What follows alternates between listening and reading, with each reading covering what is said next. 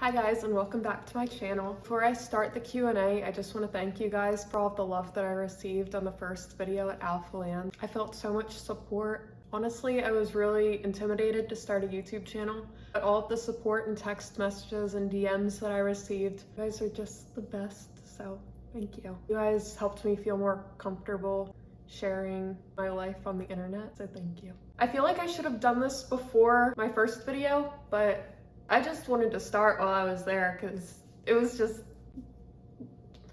all the influencers were just filming and walking around, and I was like, I want to do that. So I got inspiration from them. Okay, so now it's time for the Q&A. Is squat, bench, or deadlift your favorite lift? I think squat's my favorite lift just because I think it's the most challenging. In my first meet in February, I broke my rib the week before the meet and I bombed out of all of my squats. So entering the last competition a couple weekends ago, I was terrified going into my squats, but I got through. I PR'd, so yeah. What was it like being a runner in college? Did you enjoy it? So before I started lifting, I was a cross-country runner and a long-distance runner. I've always been involved in sports since I was 5 years old. I played soccer and then field hockey and lacrosse. And then my sophomore year of high school, I decided that I would try cross country. But during that season, I developed anorexia nervosa. So I only really lasted a couple weeks and then I was hospitalized.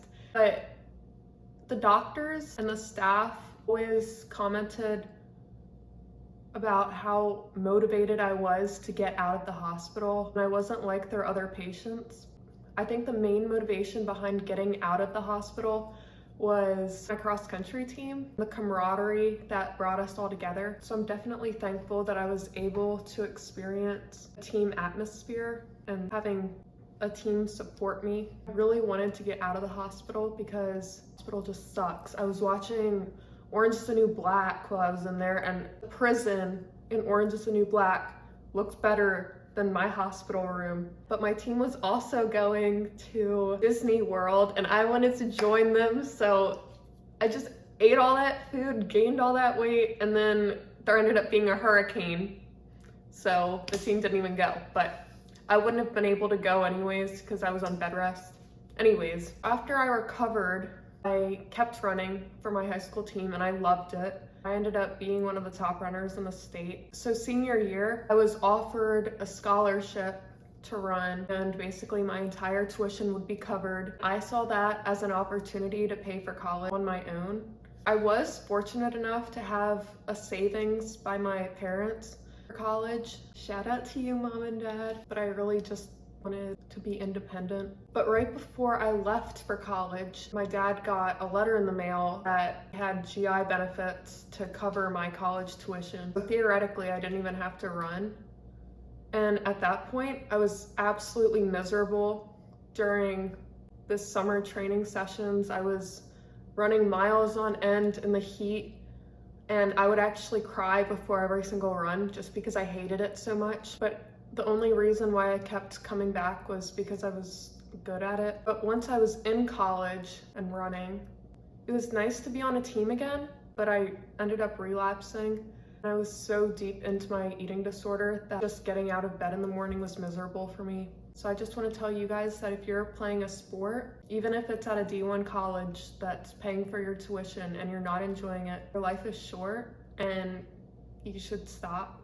I'm telling you to just stop. God has a plan for you. So did I enjoy running in college? No. How did you recover from your eating disorder? After I relapsed in college, I chose on my own, I'm gonna come home and I am going to recover. I'm going to join the gym and weight train. I still wasn't nourishing myself, so nothing really changed. Then in March 2020, when the world shut down, I was like, okay, I'm fed up with this. I'm getting out of this mindset. I'm tired of living every single day, afraid of food, afraid of gaining a little bit of body fat. And I decided that I was gonna shift my focus from being skinny to getting as strong and jacked as I can. No, No, but seriously, I did want to get as strong as possible, and I realized that food is fuel. It just so happened that I also found Serena Abway. I remember I was driving back from the beach with my mom.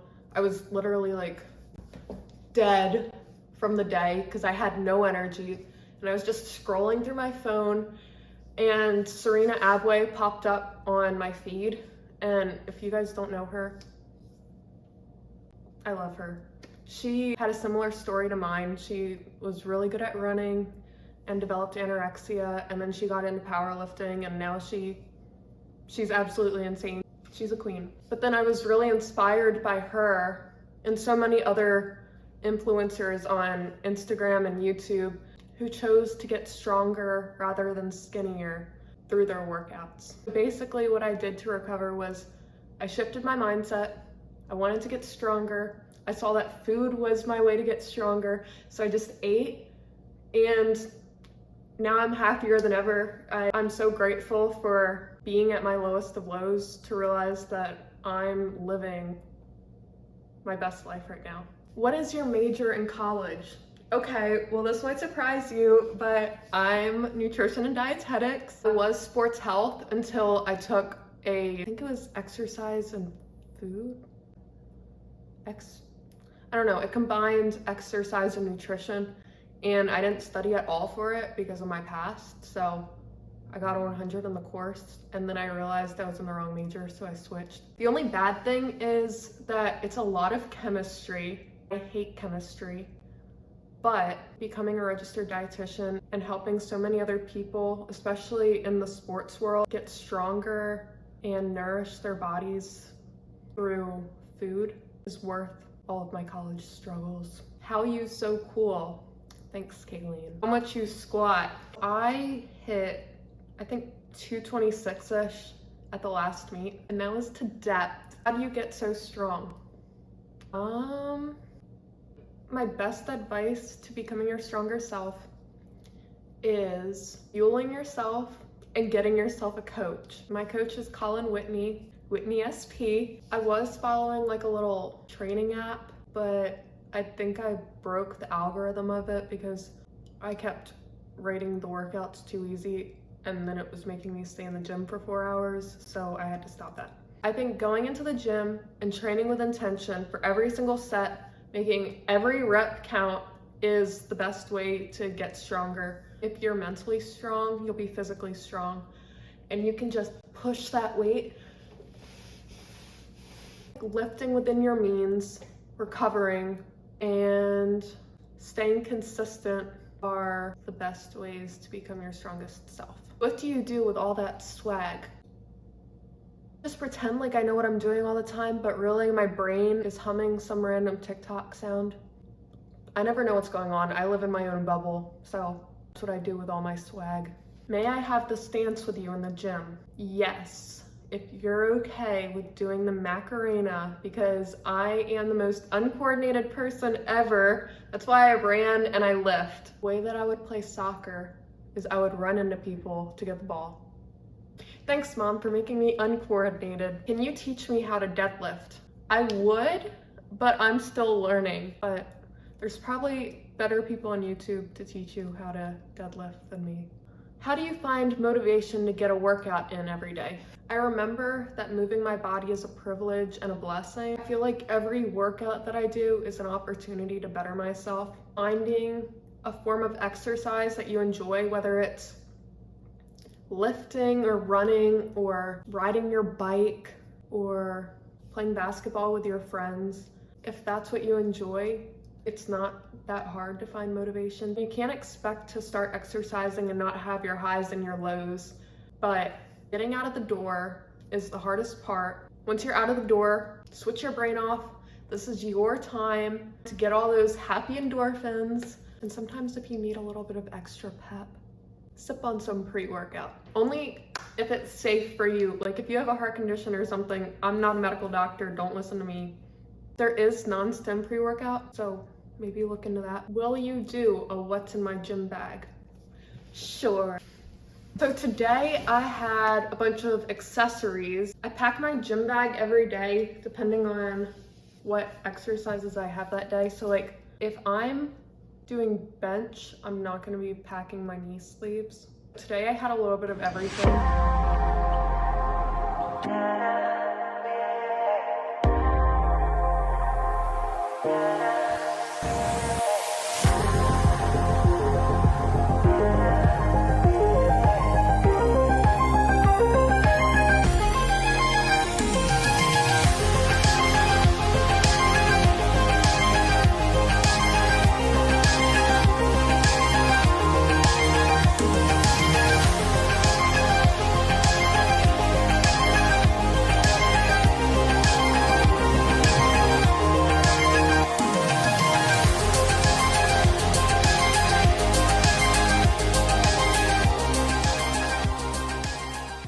So to do that workout, I always have my earbuds. Am I a YouTuber? These are JBL. I love them. My volume is like on low because they're so loud. They're 10 out of 10. You need some earbuds. And then I have my knee sleeves. They're inside out because I was too lazy to turn them right side in, outside in. My Notorious lifts because I did those RDLs and bench. They have good grip on the bottom and they're flat. So if you need a good deadlift shoe, Notorious lifts. My squat shoes, they're Reeboks. I have my belt, Strength Shop. I always accidentally wear it this way, but it's really this way. And I'm pretty sure it means strong or strength or something. But this way means 4. I just like hooking it this way around. I also like wearing my Apple Watch on my right arm, even though I'm right-handed. I have some liquid chalk so that my grip is nice and firm. If you're just now getting into lifting, you don't need all of this stuff. When I started, I didn't even have a belt. I just had a pair of like flat shoes. So I think a lot of people wear like Converse or Vans or I don't know, really anything with a flat sole. Isn't squishy like running shoes. Don't let this equipment intimidate you. If you like the gym, then I think it's worth the investment. But if you're just now getting into it, just bring your cute little self and some shoes and some water. Gotta stay hydrated out there. What made you start a YouTube? I remember back in 2019, I tried recording myself, but I was at my lowest mentally and physically. I'm happy that I stayed patient and I'm just now getting into it. God's timing is always right. I feel like it's selfish of me to keep my journey to myself. I think I have a pretty unique story. I started at my weakest and unhappiest self. I slowly built myself into the person that I am today. I'm just so incredibly grateful for my life and all of the struggles that I had to endure so that I could recognize I did that. I'm over that. I fought my demons, but ultimately my goal is to just motivate you, better yourself by getting stronger and more confident every single day. You know, life is short. I saw some like statistic on TikTok where you being born is 1 in 4 trillion or something. So you have an opportunity to live your life how you want. There are going to be some difficult days. Those days will help you realize how fortunate you really are. All right, that's the end of my questions. Thank you so much for asking. I'm glad that this gave me an opportunity to kind of give my background. There is about to be a car crash. They're good. And kind of where I want to go with this channel. I'm not the biggest fan of sit down videos, so I'm not gonna like have you guys sit through too many if you guys don't like them either. But if you do, please comment down below that you like sit down videos and also comment other video ideas. I'm up for anything. Thank you so much for making it to the end of this video. Can't believe that you did. Is that gonna be my saying? No, it's not. Kind of a pessimistic ending. Be my, Thank you for for making it to the end of my video. Thank you for making it to the end of my video, my powerful people. I don't know, I'll still work on it. But I will see you next time. Thank you so much for watching. Bye.